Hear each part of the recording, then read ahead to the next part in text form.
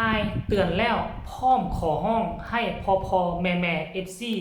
เบิ่งคลิปหรือว่าจะนำเอาคลิปต่างๆไปลงในช่องตนเองให้เครดิตต้นสังกัดด้วยขอทักทายสบายดี FC ทุกท่าน FC ทุกคนนะมาพบมาพ่อกับค่อยเจบอลาวค่อยคำยามแรงปัจจุบันนี้ตาเว้นได้ตกดินเป็นที่เรียบร้อยแล้วจบคลิปนี้ไปเจบอลาวก็จะไปทำเวียกบ้านการเงินไปเกลือเป็ดเกลือไก่เกลือปลา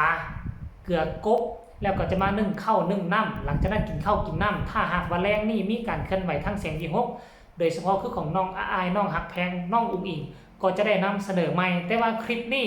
เอามาเว้าเรื่องนี้สากลทานผู้ชมเนาะเป็นอย่างน้องอายจึงออกมาเคลื่อนไหวแบบนั้นว่าถ้าจะเอาคลิปไปลงเพจลงอย่างต่างๆขอความกรุณานำพอแม่ๆ FC ใส่เครดิตเจ้าของคลิปเจ้าของช่องเพิ่นไปน้ำแน่ได้บ่พอแม่ๆจ๋ามันเป็นเพราะอย่างจึงเคลื่อนไหวลักษณะแบบนี้เพราะว่าในตอนเศร้านี้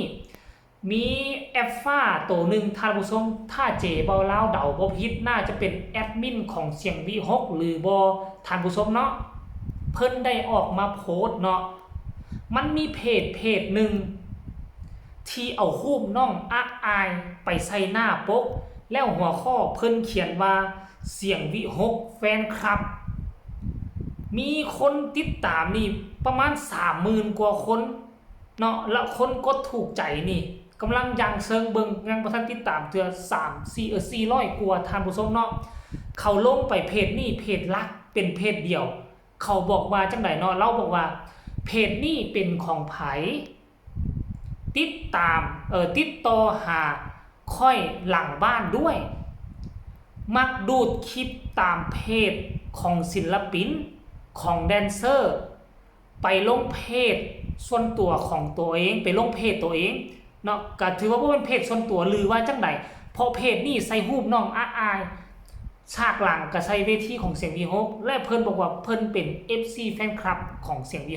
6แต่ว่ามักไปดูดคลิปจากเพจนั่นเพจนี้โดยเฉพาะคือเพจของศิลปินเพจของแดนเซอร์แล้วเอาไปลงเพจนี้แหละเพจที่มีรูปน้องอายแหละซึ่ง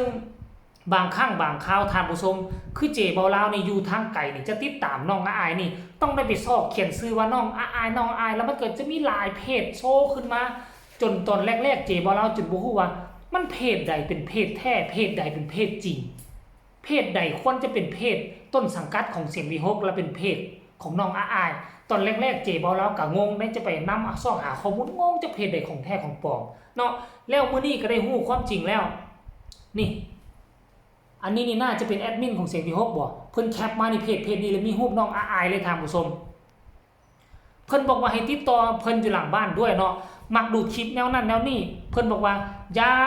ใช้คำว่าแฟนคลับมาหากินแบบนี้มันบ่ถูกต้องว่าซั่นดูดคักดูดแน่จนเพจพวกค่อยมีปัญหา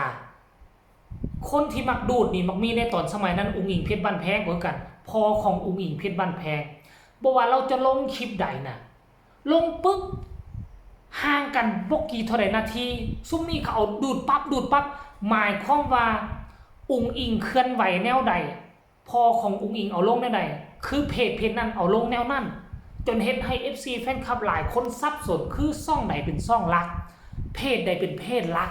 เดี๋ยวนี้น้องอายก็เช่นเดียวกันงงได้ป่ะนี่เพศลักของเสียงวี6และเพศลักของน้องอายแต่เขาเคลื่อนไหวแบบเดียวกันเป๊ะแล้วมันจึงเห็นให้เพศลักมีการปั่นป่วนคืออะไรคือ AI มันจะจับว่าสรุปแล้วคลิปนี้แมนเพศใดเป็นต้นสังกัดแมนเพศใดเป็นผู้ลงทำอิฐมันซับซ้อนกันได้มันย้อนแย้งกันใน AI ระบบย้อนแย้งกันบางครั้งมันก็คิดว่านี่เพจตัวนี้เขาแคปมานี่ชื่อว่าเสียงวี6แฟนคลับนี่บางครั้งเขาคิดว่าเพจนี้เป็นต้นสังกัดของวิดีโอนั้นซ้ำเพราะมันลงไล่เลี่ยกันแล้วมันจึงเห็นให้เพจลักมีความปั่นป่วนในระบบเนาะท่านผู้ชมมาเล่าจึงว่าแนวนั้นเนาะถ้าฮักกันจริงสนับสนุนด้วยการกดไลค์กดแชร์คอมเมนต์เท่านั้นบ่ต้องมาให้ เครดิตเพราะผมบ่อนุญาตทุกกรณีว่าซั่นเนาะทุกคนเนาะคนติดตามเราก็เป็น 30,000 ผู้ใดเพจนี้เนาะ 30,000 แล้วเอารูปน้องอาอายเข้าไปขึ้นเอารูปอาอายไปขึ้นเราดูดเราบ่ได้ดูดคลิป2คลิปเราบ่ได้ดูดแต่อันเดียวเราดูดเอาคลิปตามที่เขาเขียนอยู่นี่มาดูดเอาคลิปของศิลปินดูดเอาคลิปของแดนเซอร์ไปลงเพจของตัวเองไปลงเพจของตัวเองได้นี่บ่ได้คงจะบ่ได้หมายถึง YouTube เนาะเพราะว่าช่องเจเบาลาวนี่เป็นช่อง YouTube และก็ยอมรับว่าเนาะบางครั้งบางคราวเนาะก็ได้ไปเอาคลิปแต่เอาคลิปมาเป็นบางช่วงบางตอนจักบ่เอามาหมดเอามาตัดใส่คลิปของเจเบาลาวให้ท่านผู้ชมให้ FC ได้เห็นภาพ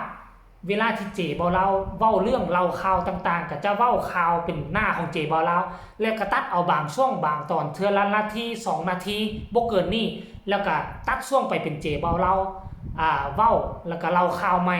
วิเคราะห์ใหม่ซึ่งเฮ็ดแบบนี้ก็คิดว่ามันน่าจะอยู่ในกฎอยู่ในกติกาเนาะเท่าที่เจเบาลาวเคยศึกษามาแต่ว่าในมือนี่เพิ่นระบุมาว่าเป็นเพจอยู่ทางแอปฟ้าบ่เกี่ยวกับ YouTube นะท่านผู้ชมเนาะเพราะฉะนั้นแล้วค่อยก็เห็นดีเห็นพร้อมดังที่เพิ่นออกมากล่าวตักเตือนเพจนี้เนาะคันกรณีว่าเป็น FC แฟนคลับก็เอาหน้าน้องอายไปใส่แล้วไปดูดถ้ากรณีว่าดูดเอามาหมดนี่มันระบบล้วนอีหลีตามที่เจบ่เราฮู้ระบบล้วน AI มันจะสับสนเพราะฉะนั้นแล้วก็ถ้าเป็นไปได้ถ้าจะเอาคลิปมาลงถ้าบ่ให้เครดิตก็น่าจะมาอัดคลิปเฮ็ดลักษณะคือยูทูบเบอร์เขาเฮ็ดตัดเอาบางช่วงบางตอนเอามาลงแล้วโตก็เองเฮ็ดข่าวเล่าข่าวไปนำแล้วจึงเอาไปลงเพจของตนเองได้บ่ถ้าเฮ็ดแบบนี้เขาคงจะบ่ติ่งบ่เฟือนแต่อันนี้เจ้าบ่ได้ลงทุนลงแรงหยังไปโหลดเอาคลิปเขามาลงซ้ำกันในเมื่อเพจทางแอปฟ้าน่ะมันหลายเพจลงซ้ำกันมันก็เฮ็ดให้ระบบมันล้วนมันก็เลือกมันก็สับสนว่าไผเป็นเจ้าของต้นฉบับแท้เพราะฉะนั้นละเพจนี่คันถ้าเซาได้ก็เซาดีแท้ให้ติดต่อไปหาเพิ่นเด้อเพิ่นบอกให้ติดต่อไปต้องติดต่อไปถ้าบ่ติดต่อไประบบเจ้าหน้าที่ตำรวจไทยนี่เขาค้นหากันง่ายๆว่าผู้ใดเป็นเจ้าของเพจนี้เนาะท่านผู้ชมเนาะคลิปนี้ก็เอาเรื่องราวการเคลื่อนไหวน่าจะเป็นแอดมินหรือบอกของเสียงวีฮกถ้าบ่แม่นก็ต้องขอโทษขออภัยเราน่าจะเป็นผู้ใดผู้หนึ่งที่ควบคุมเกี่ยวกับข้อมูลข่าวสารของเสียงวีฮกกันแหละเนาะเอาก็ขอฝากฝังไว้สำนี้เด้อไฟมีคำคิดคำเห็นเนาะกับประกอบส่วนกันมาได้ฝากทุกคนกดไลค์กดแชร์กดติดตามให้แน่เพื่อจะบ่พลาดในคลิปต่อไปที่สำคัญอย่ากดข้ามโฆษณาพบกันใหม่ในคลิปหน้าสำหรับคลิปนี้สบายดีบ๊ายบาย